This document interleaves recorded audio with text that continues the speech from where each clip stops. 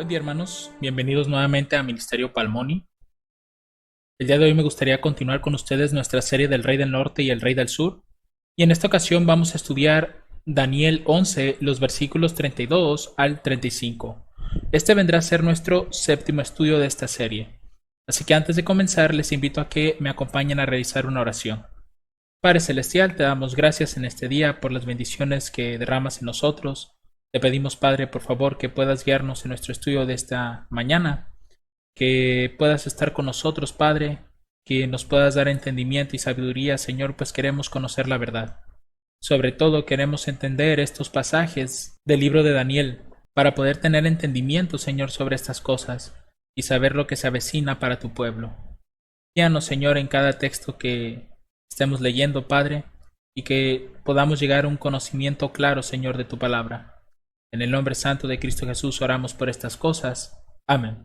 La vez pasada estuvimos analizando los versículos 29 al 31 y de hecho nos extendimos bastante con tan solo esos 3 versículos y era porque la información que contenían era bastante amplia. En este caso, me gustaría hacer como un pequeño resumen de lo que estuvimos viendo para poder continuar con este séptimo estudio. Si ustedes recuerdan, en el verso 29, nosotros encontramos nuevamente otra guerra entre el rey del norte y el rey del sur. El problema con esta guerra era que el rey del norte, su postrera venida, no iba a ser como la primera.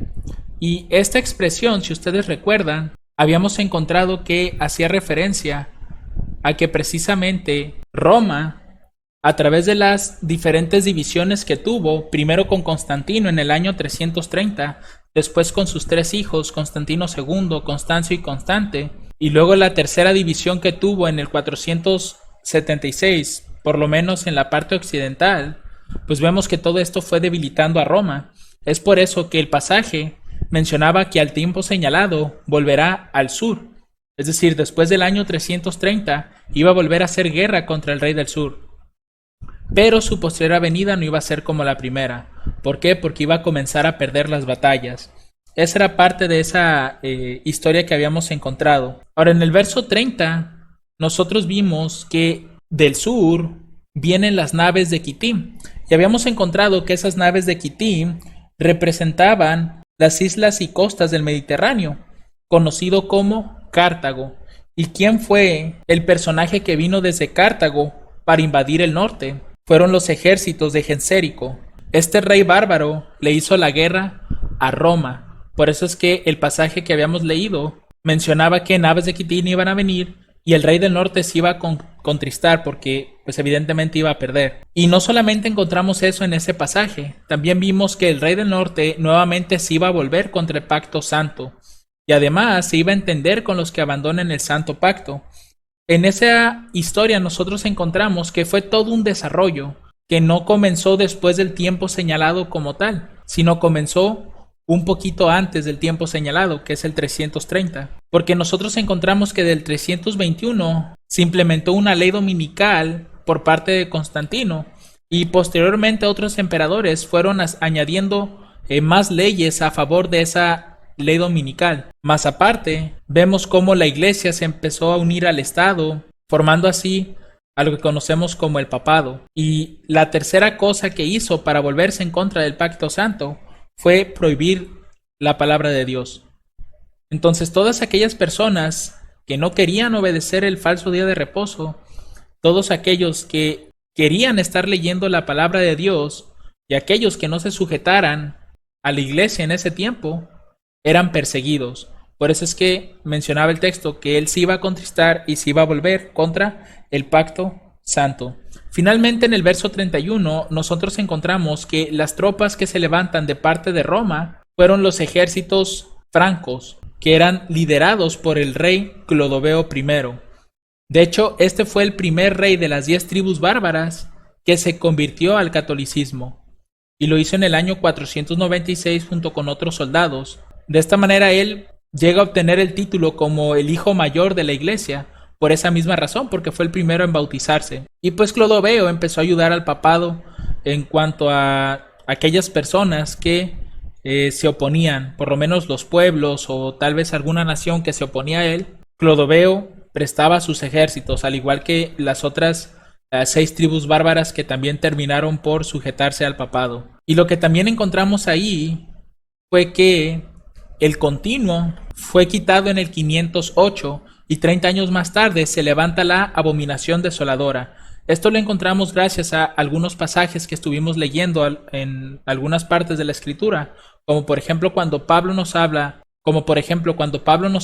del hombre de pecado, del hijo de perdición. Él mencionaba que había algo que estaba deteniendo al hombre de pecado, pero que cuando éste fuera quitado, entonces él se iba a levantar. Y precisamente era el paganismo el que no permitía que el papado se levantara, porque el papado pues es una mezcla entre las cosas de Dios con paganismo, pero el paganismo es algo puro, no admite las cosas de Dios. Entonces la abominación desoladora, que representa la unión del paganismo con las cosas de Dios, pues era todavía mucho peor que nada más el paganismo.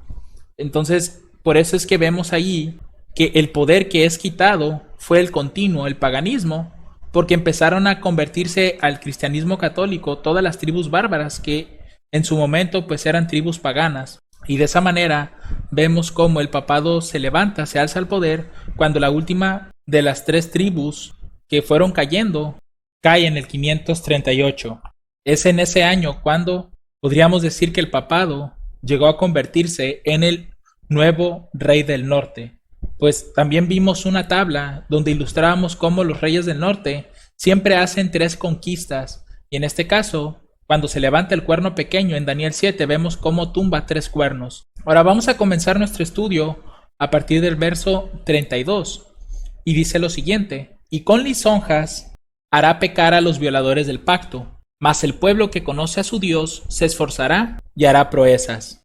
Una vez que el nuevo rey del norte se levanta y comienza su poder, la profecía nos está mostrando que este nuevo rey del norte fue convenciendo a las personas que también eran violadores del pacto. ¿Y cómo lo hizo? A través de las lisonjas. De hecho, si nosotros buscamos esa palabra lisonja en la concordancia Strong, es la H2514, y nos dice que esta palabra es lisonjas, suavidad o adulaciones. Y llama mucho la atención esta parte porque nosotros la podemos conectar a la obra de la ramera. De hecho, si leemos Apocalipsis 17, nosotros vamos a encontrar lo siguiente. Dice: y vino uno de los 7 ángeles que tenían las 7 copas y habló conmigo diciéndome: ven acá y te mostraré la condenación de la gran ramera, la cual está sentada sobre muchas aguas, con la cual han fornicado los reyes de la tierra, y los que moran en la tierra se han embriagado con el vino de su fornicación.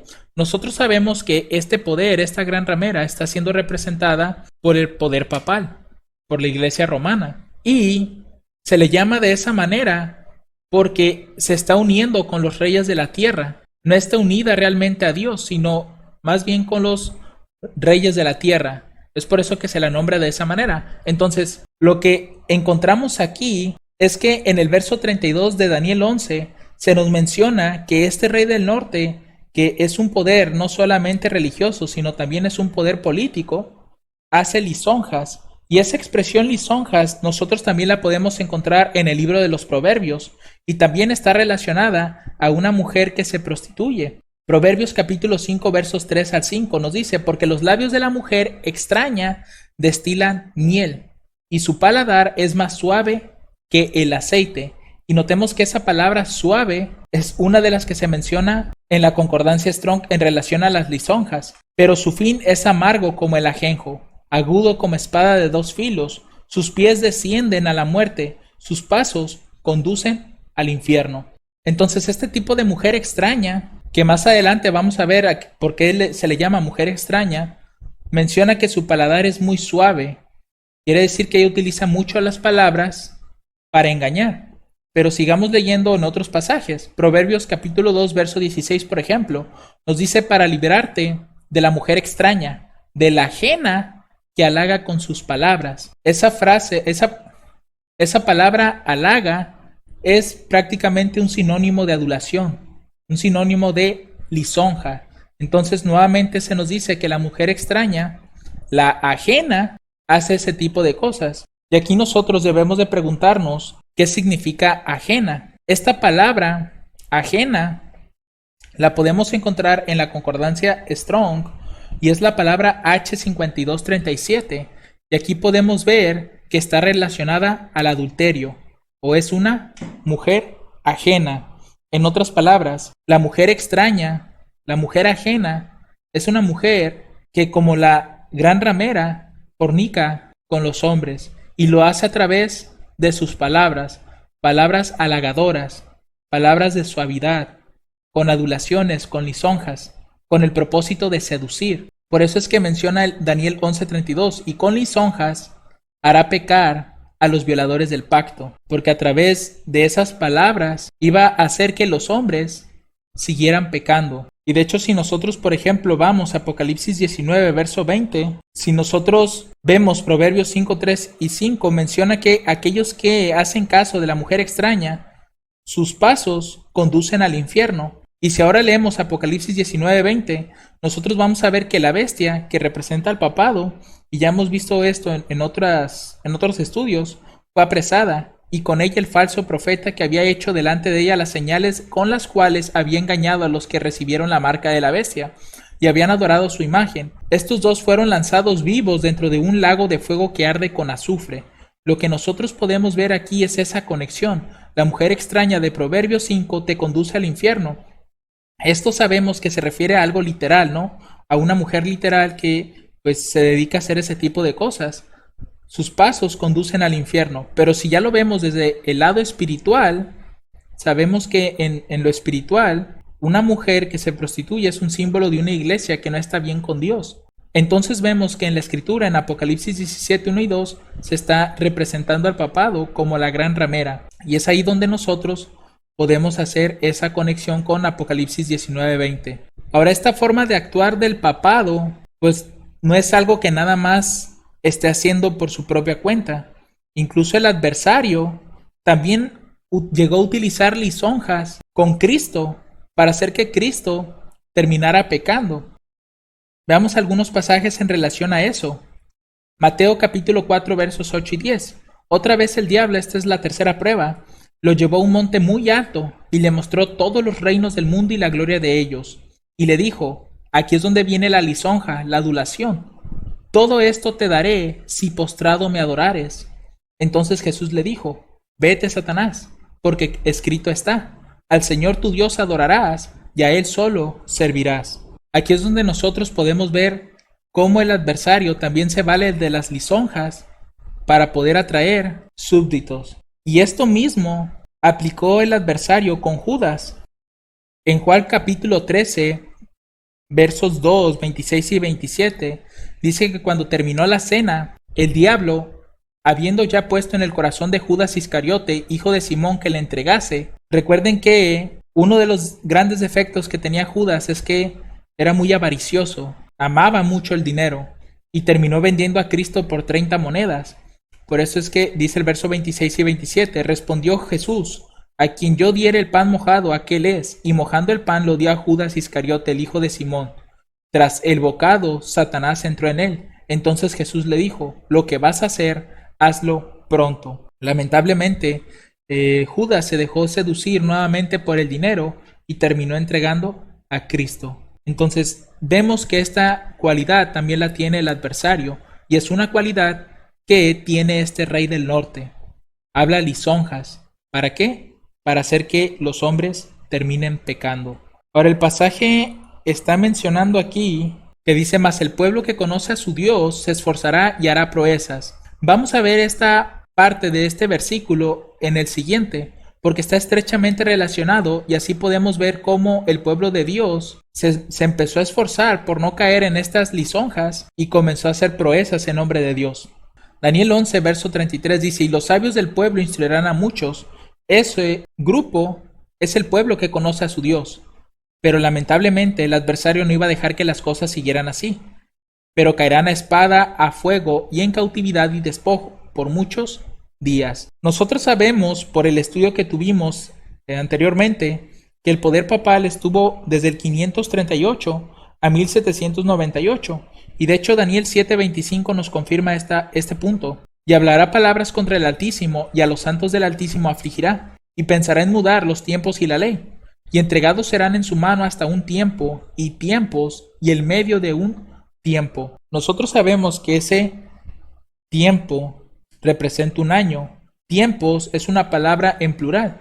Y el mínimo para que algo sea plural son 2. Entonces aquí tenemos 2 años. Y finalmente tenemos la mitad de un tiempo, que es medio año. Teniendo en cuenta esto, en relación a los días bíblicos, un año tiene 360 días. 2 años pues serían 720 días. Y la mitad de un año serían 180 días. Al sumar todos estos días nos da 1260 días proféticos, que a este periodo nosotros le tenemos que aplicar el principio de día por año. Y esto nos va a llevar a que son 1260 años literales. Este periodo de tiempo lo podemos encontrar en distintos pasajes de la Biblia. Uno de ellos pues es el que estamos interpretando, que es Daniel 7:25. Tiempos, tiempos y la mitad de un tiempo. Pero también podemos encontrar este periodo bajo el símbolo de 42 meses. Y ese lo encontramos en Apocalipsis capítulo 13, verso 5. Y nosotros también podemos encontrar este periodo, pero en sus días, que son 1260 en Apocalipsis 12, verso 16. Entonces, si plasmamos estos periodos ya en una línea, sabemos que la abominación desoladora comenzó en el 538 y 1260 años después, en 1798, esa abominación desoladora acaba. Entonces, durante todo ese tiempo, los sabios del pueblo de Dios comenzaron a instruir a muchos. Y estos hombres sabios, nosotros debemos de verlos como los hombres de la Reforma. Aunque no solamente ellos, porque sabemos que la Reforma comenzó hasta 1517. En la historia hubo antes de ellos otras personas que como tal no eran reformadores, o por lo menos no se les nombraba de esa manera, pero que por lo menos estaban luchando por mantener la Biblia, cuidarla, protegerla, a pesar de su propia vida. Pero cuando estos hombres, haciendo referencia a la Reforma, comenzaron a levantarse, la Iglesia romana no se quedó de brazos cruzados. Por eso es que el texto dice después lo siguiente: pero caerán a espada, a fuego, en cautividad y despojo por muchos días. ¿Y qué es esa espada, fuego, cautividad y despojo que está siendo mencionado aquí? De acuerdo a la historia, dentro del papado surge un poder que es llamado la Santa Inquisición y también la Orden Jesuita. Durante esa época, muchos cristianos fueron muertos a espada, otros fueron quemados vivos en la hoguera. Un ejemplo claro de ello es Juan Hus o John Hus. Pueden investigar su historia en internet y podrán ver que él murió quemado. Otros fueron llevados a los calabozos y terminaron muriendo ahí, solos o muy posiblemente torturados. Y muchos otros, mis hermanos, fueron despojados de sus bienes o familiares, y aún podemos incluir en estos despojos alguna extremidad de su cuerpo. Ahora les quiero presentar algunos ejemplos de tortura que utilizaba la Inquisición durante esos tiempos. Uno de ellos era conocido como el potro, y de acuerdo a la descripción que encontré, la víctima era atada de pies y manos a los dos extremos del aparato. Era estirada lentamente hasta que todas sus articulaciones se dislocaban. Aunque las evidencias históricas apuntan a que era usado especialmente en hombres, hay un caso registrado, el de Annie Aske, una poeta protestante que fue torturada y luego quemada por sus creencias contrarias a la Iglesia Católica. Había otro instrumento que era llamado la garrucha, que era uno de los instrumentos de tortura más recurrentes. Consistía en atar por la espalda las manos del prisionero, ponerle peso extra en los pies y colgarlo con una polea por las muñecas. Cuando estaba lo más arriba posible, lo dejaban caer sin que tocara el suelo. Normalmente, los brazos se le dislocaban. Algunos personajes históricos que fueron sometidos a esta práctica son Nicolás Maquiavelo, Savonarola y Jaime de Montesana. Otro instrumento era la cuna de Judas, que tiene más o menos esta apariencia. Era una adaptación mucho más violenta de la anterior. Ataban a las víctimas por las muñecas, las levantaban con una polea y después las dejaban caer sobre una pirámide muy puntiaguda con la finalidad de clavar su recto, escroto o genitales femeninos, dependiendo del caso. Tenemos también la rueda, que tenía esta apariencia. Esta se comenzó a utilizar en Francia en el siglo XVI. Existían distintas maneras en las que alguien podía ser torturado con este aparato.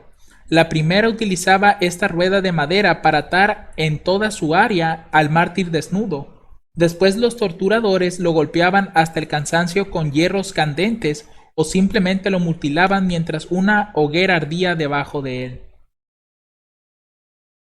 Otra opción era colocar alguna extremidad dentro de la circunferencia. Después se giraba la rueda y el brazo o pierna se rompía. La última era colocar al desdichado en el perímetro exterior de la rueda y después se giraba para desarticular su cuerpo. Otro de los instrumentos era la doncella de hierro, que era una especie de sarcófago provisto de estacas metálicas muy afiladas en su interior.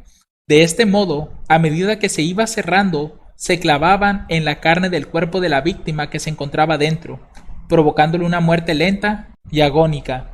Las más sofisticadas disponían de estacas móviles, siendo regulables en altura y número para acomodar la tortura a las medidas del delito del torturado. A su vez se incluía la fustigación, que consistía en azotar a la víctima con una fusta o vara. También tenemos la sierra, que este instrumento no necesita mucha explicación. Se cortaba por la mitad a aquel que hubiera cometido crímenes atroces contra la iglesia. Lo hacían de cabeza para que el cerebro no perdiera tanta oxigenación y permaneciera consciente hasta llegar cerca del ombligo. Tenemos la pera oral, rectal o vaginal, que este aparato se introducía por la boca, ya sea en la vagina o en el recto. Una vez en el interior se expandía a la fuerza. La cavidad era mutilada y en muchas ocasiones los torturados morían de dolor. Tenían puntas en el extremo que servían para desgarrar la garganta, cervix o intestinos. Aquí también me gustaría mencionar la araña de hierro, que fue diseñado especialmente para las mujeres que habían engañado a Dios acostándose con el diablo. La araña de hierro torturaba los senos femeninos, se ataba a una mujer a un poste y se le colocaba el aparato como si fuera una pinza metálica por todo su seno. Después con una gran fuerza se le arrancaba por completo. Estos eran varios de los instrumentos, o algunos de ellos, porque posiblemente hubo más, que eran utilizados contra aquellos que no querían obedecer a la iglesia. Muchos de ellos terminaron muertos en alguno de esos aparatos. Por eso es que el pasaje nos dice que esos sabios del pueblo de Dios, aquellos que conocen a su Dios y se mantuvieron fieles a Él, iban a caer a espada, a fuego o en cautividad y despojo. Incluso Cristo tiempo atrás ya les había advertido a sus discípulos de esto.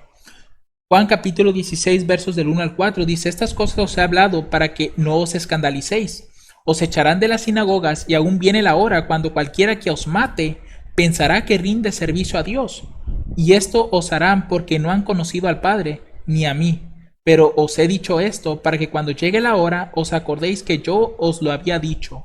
Pero esto no os lo dije al principio, porque yo estaba con vosotros. Es por esa razón también, mis hermanos, que en Apocalipsis 17, cuando se habla de la gran ramera, se la presenta de forma espiritual como una mujer que estaba embriagada, pero no de vino, sino de la sangre de los santos y de la sangre de los mártires de Jesús. Y cuando la vi quedé maravillado con gran asombro. Con estos detalles nosotros podemos ver que la profecía se está cumpliendo hasta el verso 33, ¿cierto? Que el pueblo de Dios iba a caer a espada, fuego, cautividad y despojo. Y finaliza el pasaje diciendo por muchos días. ¿A qué se refiere por muchos días? Evidentemente es el periodo de tiempo en el que el papado iba a estar gobernando. Y realmente fueron muchos días, pues 1260 años son bastantes. Digo, si lo comparamos con Roma, Babilonia, Medo-Persia o Grecia, realmente este poder se le dio demasiado tiempo en el que iba a estar actuando de esta manera.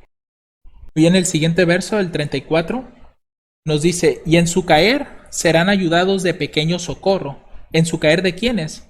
Pues evidentemente del pueblo de Dios. Y muchos se juntarán a ellos con lisonjas. Aquí hay bastantes datos interesantes que vamos a encontrar. Primeramente nos vamos a enfocar en esta parte del pequeño socorro. ¿A qué se refiere eso? Hay un pasaje en el libro de los Salmos, y creo yo que todos lo conocemos, Salmos capítulo 34, los versos 7, 15 y 17 al 19, el cual dice lo siguiente: el ángel de Jehová acampa en derredor de los que le temen y los defiende. Los ojos de Jehová están sobre los justos, y atentos sus oídos al clamor de ellos. Claman los justos, y Jehová los oye, y los libra de todas sus angustias. Cercano está Jehová a los quebrantados de corazón, y salvará a los contritos de espíritu. Muchas son las aflicciones del justo, pero de todas ellas lo librará Jehová. Dios se acordó de su pueblo estando durante ese periodo implacable de persecución, y le proveyó pequeño socorro, que esto lo podemos ver de diversas maneras. Apocalipsis 12, versos 5, 6, 15 y 16 nos muestran ese pequeño socorro que Dios iba a proveerle a su pueblo. Dice: y ella dio a luz un hijo varón, el cual había de regir todas las naciones con vara de hierro, y su hijo fue arrebatado para Dios y para su trono. Sabemos que ese pasaje hace referencia a Cristo, pero la mujer no fue arrebatado para Dios, sino el hijo. La mujer se quedó aquí en la tierra, y el verso 6 dice que la mujer huyó al desierto, donde tiene lugar preparado por Dios para que allí la sustenten 1260 días. Y la serpiente echó de su boca tras la mujer con agua como un río, a fin de hacer que fuese arrastrada por el río. Pero la tierra ayudó a la mujer, pues la tierra abrió su boca y sorbió el río que el dragón había echado de su boca. Este pasaje nos habla de ese pequeño socorro que proveyó Dios para su pueblo. Cuando nosotros estamos leyendo la primera parte, cuando menciona que la mujer huyó al desierto, esto hace alusión a que el pueblo de Dios comenzó a huir a lugares poco habitados. ¿Y cómo sabemos que los desiertos, o como en este caso más abajo se menciona que la tierra, cómo sabemos que estos lugares son poco habitados? Porque la misma Biblia nos dice en relación al agua, dice Apocalipsis 17:15, y me dijo: las aguas que viste, donde se sienta la ramera, son pueblos y multitudes y naciones y lenguas. Entonces, la ramera está sentada sobre las aguas, no está sentada sobre los desiertos ni sobre la tierra, sino en las aguas. Quiere decir que la ramera se encuentra en los lugares con mucho pueblo, con muchas personas. Y cuando la iglesia huye al desierto, o como en este caso que la tierra abre su boca para sorber el río, implica que estos lugares son poco habitados. Entonces los lugares desiertos representan aquellos lugares como montañas o catacumbas que eran utilizadas por el pueblo de Dios para ocultarse, para poder estudiar en tranquilidad, para poder leer la palabra de Dios, porque recuerden lo que les había comentado, que durante ese tiempo era prohibida la lectura. Incluso había personas que era tanto su deseo de querer leer la palabra de Dios que terminaban ocultando pequeños trozos de la Biblia dentro de pan o dentro de ciertos alimentos para poderlos distribuir entre los mismos cristianos. Era algo increíble lo que ellos estaban haciendo. Pero también nos debe de llamar la atención que no solamente el desierto fue utilizado por la mujer, sino que la tierra también terminó ayudando a la mujer. ¿Y qué representa la tierra? Si ustedes recuerdan en Apocalipsis 13, ahí se nos habla de dos bestias, una que sube del mar y la otra que sube de la tierra. Esta segunda bestia dice que tenía dos cuernos semejantes a los de un cordero, pero hablaba como un dragón. Esta segunda bestia representa a los Estados Unidos de América, y de hecho ya hay un estudio referente a eso. Si ustedes pueden, o mejor dicho, les voy a colocar el enlace aquí en la parte de arriba para que ustedes puedan ir a ese estudio que hicimos sobre Apocalipsis 17. Ahí hablamos un poco acerca de este poder, y también al final de la presentación les voy a dejar el enlace para que puedan ir directamente a ese estudio. Entonces aquí la tierra también abre su boca y sorbió el río que el dragón había echado de su boca. Entonces, ¿qué fue lo que hizo? ¿O cómo lo hicieron en este caso el pueblo de Dios para poder ir a Estados Unidos? O más bien a lo que hoy se le conoce como Estados Unidos. De acuerdo a la historia, en el año 1620, un grupo de personas, de gente creyente, terminó huyendo en un barco que es llamado el Mayflower. En él llegaron a las costas de Estados Unidos, o lo que hoy en día se conoce como Estados Unidos, y ahí se quedaron. Esto también lo podemos ver como un cumplimiento de esta parte, que la tierra también ayudó a la mujer, pues la tierra abrió su boca y sorbió el río que el dragón había echado de su boca. Durante ese periodo, desde que estamos hablando del 1620, el cristianismo o el protestantismo empezó a prosperar en una tierra alejada de la gran muchedumbre, como se menciona aquí, porque la ramera estaba sentada sobre muchas aguas, pero la tierra que representa a Estados Unidos era un lugar muy poco habitado, casi no había gente ahí. Entonces fue un lugar idóneo para el pueblo de Dios para estar prosperando. Pero este no fue el único socorro que el pueblo de Dios obtuvo. Cuando uno investiga toda esta historia de los 1260 años, podemos encontrar cómo Dios fue proveyendo pequeños socorros. Y aquí voy a hablarles del segundo, o más bien socorros secundarios. Uno de ellos, por ejemplo, fue en este caso el Islam, la religión que estableció Mahoma. Este poder terminó haciéndole la guerra a Roma. Y aquí les pongo un pequeño mapa donde podemos ver cómo se fue expandiendo este poder. Primeramente comenzó con Mahoma, que es toda esta parte que está como en color marrón, y fue del 622 al 632, que fue el año de su muerte. Después viene la expansión a través del califato patriarcal, que representa a los siguientes 4 sucesores de Mahoma. Y finalmente tenemos la expansión durante el califato omeya, que si no mal recuerdo representa un linaje en específico de esa época. Todo esto noten cómo se fue expandiendo poco a poco, y este poder le estuvo haciendo la guerra también al imperio tanto romano occidental como romano oriental. Otro pequeño socorro que estuvieron recibiendo los protestantes, y con esto quiero mencionar a Martín Lutero y también a Calvino, fue el de los príncipes alemanes. De hecho, prácticamente ellos estuvieron protegiendo a Lutero cuando realizaba sus exposiciones. Entonces fue de gran ayuda, de gran bendición, el que Dios pudiera tocar el corazón de estos príncipes para que pudieran resguardar a su siervo durante esa crisis fuerte. Y el cuarto socorro que nosotros podemos ver aquí que Dios proveyó fue el de hacer que esos días fuesen acortados. Mateo 24:22, Cristo ya lo había mencionado. Él dijo que si aquellos días no fuesen acortados, ninguna carne sería salva. Mas por causa de los escogidos aquellos días serán acortados. ¿Y cómo fue acortada esta persecución tan fuerte que hubo en Europa? Nosotros sabemos que en el 538 el papado se levanta, ¿cierto? Ya lo hemos comentado durante todo este estudio. En 1517 se establece que comienza la Reforma Protestante. Y todos sabemos que el papado como tal, o más bien su poder, su soberanía en el mundo antiguo, termina en 1798, cuando el general Berthier, que fue uno de los generales de Napoleón Bonaparte, va y lleva cautivo al Papa Pío VI, propinándole así la herida de muerte a este poder. Si nosotros investigamos en esta historia, las persecuciones como tal no terminaron hasta 1798, terminaron unos 25 años atrás, en 1773, porque precisamente en ese año, el 21 de julio, se suprime la orden de los jesuitas, que eran los encargados de estar luchando contra la Reforma Protestante. Y de esa manera, las persecuciones, las torturas, fueron disminuyendo considerablemente. Ya para 1798, el poder papal cae y en 1808 termina completamente la Inquisición. Podría decirse que ya todas esas instituciones quedaron abolidas para que ya no siguieran haciendo daño, en este caso a los creyentes o a cualquier otra persona que no quería obedecer tal vez las reglas de la Iglesia romana. Y es así, hermanos, como nosotros podemos ver cómo la mano de Dios estuvo presente en toda esa historia. Pero vamos a la siguiente parte.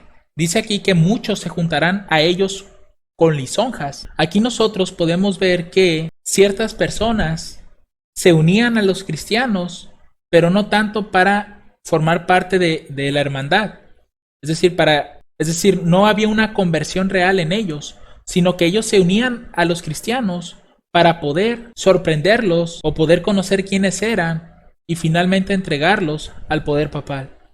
Y esto lo hacían, curiosamente, bajo el mismo método que utilizaban tanto la iglesia como el adversario con Jesús, el uso de las lisonjas. Para poner un ejemplo de esto, vamos a remontarnos a la época de Francia y voy a leerles un pequeño fragmento sobre la masacre de San Bartolomé, que prácticamente tiene cierta relación con este pasaje, aunque no digo que sea el cumplimiento exacto de él, pero por lo menos podemos ver cómo se aplica eso. Dice: hacia la medianoche las tropas se levantaron en armas alrededor del Louvre y rodearon la residencia de Coligny. Un poco antes del amanecer, el sonido de un disparo de pistola asustó a Carlos IX y a su madre, que en un momento de remordimiento habían enviado un noble de Guisa para ordenarle que no atacara al almirante, pero la orden llegó demasiado tarde. Coligny ya había sido asesinado. Apenas oyó el duque de Guisa la campana de ese Germán de Auxerre, avanzó con unos pocos hombres hacia la mansión de Coligny. Besme, uno de los íntimos del duque, subió a la habitación del almirante. ¿Es usted Coligny?, preguntó. Lo soy, replicó el almirante. Joven, debería usted respetar mis años, pero haga como le plazca. No me acortará demasiado la vida. Besme hundió una daga en el pecho del almirante y arrojó su cuerpo por la ventana. El bastardo de Angulema y el duque de Guisa, que estaban fuera, patearon el cuerpo, y un italiano, servidor del duque de Nevers, le cortó la cabeza. Inmediatamente los guardas del rey y los nobles que estaban en Guisa asesinaron a todos los nobles protestantes, a los que Carlos IX, unos días antes, cuando aún quería proteger al almirante de las intrigas de Guisa, había albergado en los alrededores de su mansión del almirante, la Rochefoucauld, con quien el rey había estado bromeando hasta las 11 de la noche.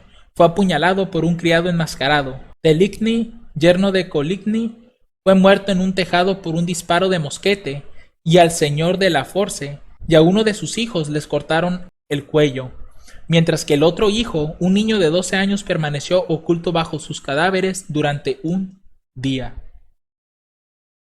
Los sirvientes de Enrique de Bourbon y el príncipe Condé, que vivían en el Louvre, fueron asesinados en el vestíbulo por mercenarios suizos. Un noble huyó al apartamento de Margarita, que acababa de casarse con Enrique de Bourbon, y ella obtuvo su perdón. Mientras sus sirvientes eran asesinados, Enrique de Bourbon y el príncipe Condé fueron llamados ante el rey, que intentó hacerles abjurar sin éxito. Después, la masacre se extendió por París y Creuset. Un orfebre, Coerber, un vendedor de libros, Pessoa, un carnicero, golpeaban en las puertas de las casas de los hugonotes. A la mañana siguiente la sangre corría como riachuelos. Las casas de los ricos fueron sometidas a pillaje sin tener en cuenta las opiniones religiosas de los propietarios. Ser hugonote, dice enfáticamente el historiador Mezeray, era tener dinero, una posición envidiable o herederos avariciosos. Cuando a las 12 del mediodía el Prévôt Le Charron vino a informar al rey que esta epidemia de crimen, se emitió un edicto prohibiendo continuar la matanza.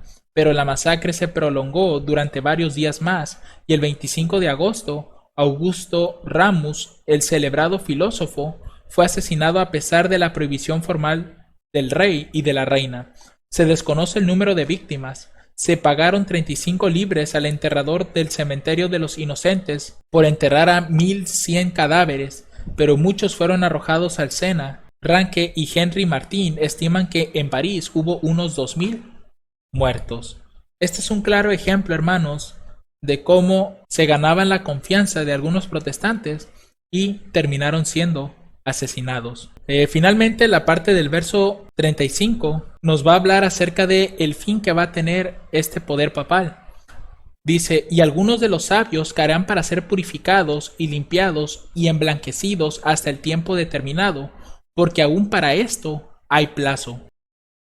Daniel 12:10 nos conecta directamente con este pasaje, porque dice que esos sabios caerán, pero caerán para ser purificados, limpiados y emblanquecidos hasta el tiempo determinado.